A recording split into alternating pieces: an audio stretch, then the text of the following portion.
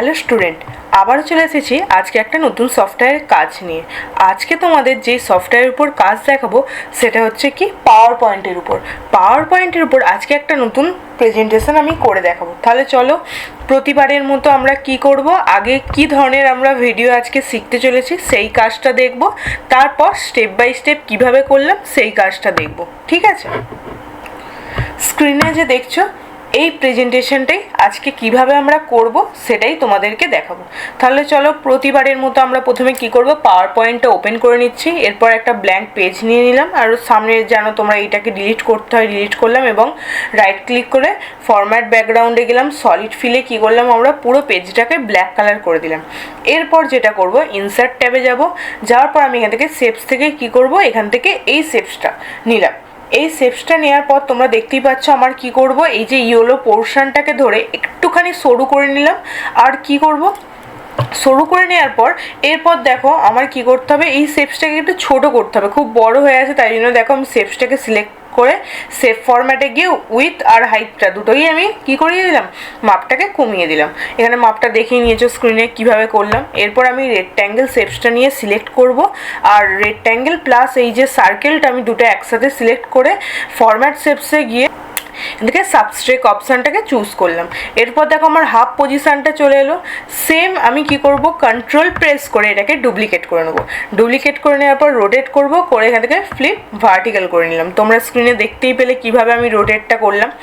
এরপর যেটা করব, দুটোকে আমি একসাথে সিলেক্ট করে একদম কোণে নিয়ে অ্যাডজাস্ট করে নেবো।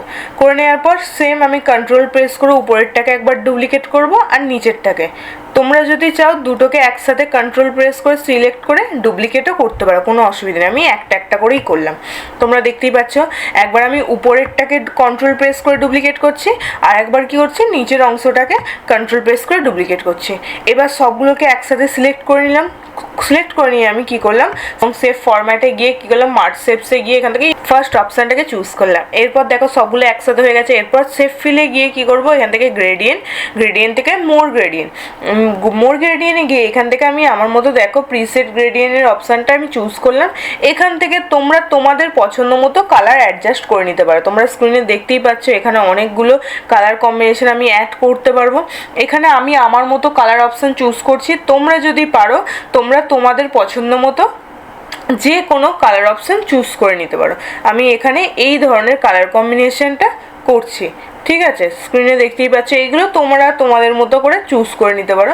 যথারীতি আমার হয়ে গেছে। আমি কন্ট্রোল প্রেস করে আবার এটাকে ডুপ্লিকেট করলাম, রোটেটে গিয়ে রোটেট করলাম। আমরা এমনি ওখান থেকেও রোটেট করতে পারি, বা আমাদের স্ক্রিনে যে দেখতেই পাচ্ছ একটা যে তীরের মতো আছে ওটা দিয়েও আমরা রোটেট করতে পারি। এবার রোটেট করে দেখো আমি আমার মতো করে অ্যাডজাস্ট করে বসিয়ে দিলাম।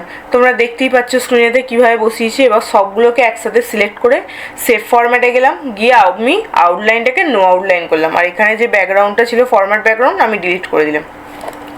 এরপর দেখো আমি সিলেক্ট করলাম এটাকে, করার পর অ্যানিমেশনে গিয়ে কী করলাম, ওয়াইপ অপশানটাকে চুজ করলাম। করার পর এবার কি করব, আমি এরপর দেখো উপরের অপশানটাকে সিলেক্ট করে আমি কি করলাম, এখান থেকে এফেক্ট অপশানে গিয়ে ফ্রম লেফট করলাম, আর আবার নিচেরটাকে করে সিলেক্ট করে নিয়ে এখান থেকে ফ্রম রাইট করলাম। দেখতেই পাচ্ছ স্ক্রিনেতে কীভাবে এসেছে। লেখাগুলো আমি পরে অ্যাড করে দিয়েছি, আমি আর ওটা দেখালাম না, জাস্ট এটাই। ভিডিওটা দেখার জন্য অবশ্যই থ্যাংক ইউ। ভিডিওটা যদি ভালো লাগে লাইক করে দিও, আমাদের চ্যানেলটাকে সাবস্ক্রাইব করে দিও, আর বেল আইকনের বাটনটা অবশ্যই অন রাখো যাতে নেক্সট ভিডিও গেলেই তোমাদের কাছে নোটিফিকেশান চলে যায়। আমি আবারও রিপিট করলাম, ভিডিওটা অবশ্যই ভালো লাগলে ভিডিওটাকে লাইক করে দিও, ভিডিওটাকে শেয়ার করতে ভুলো না।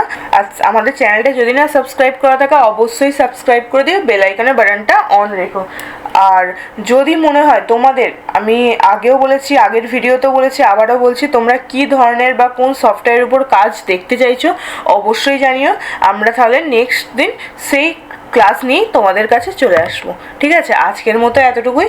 আজকের মতো টাটা, আবার আসছি নেক্সট ভিডিও নিয়ে। ঠিক আছে।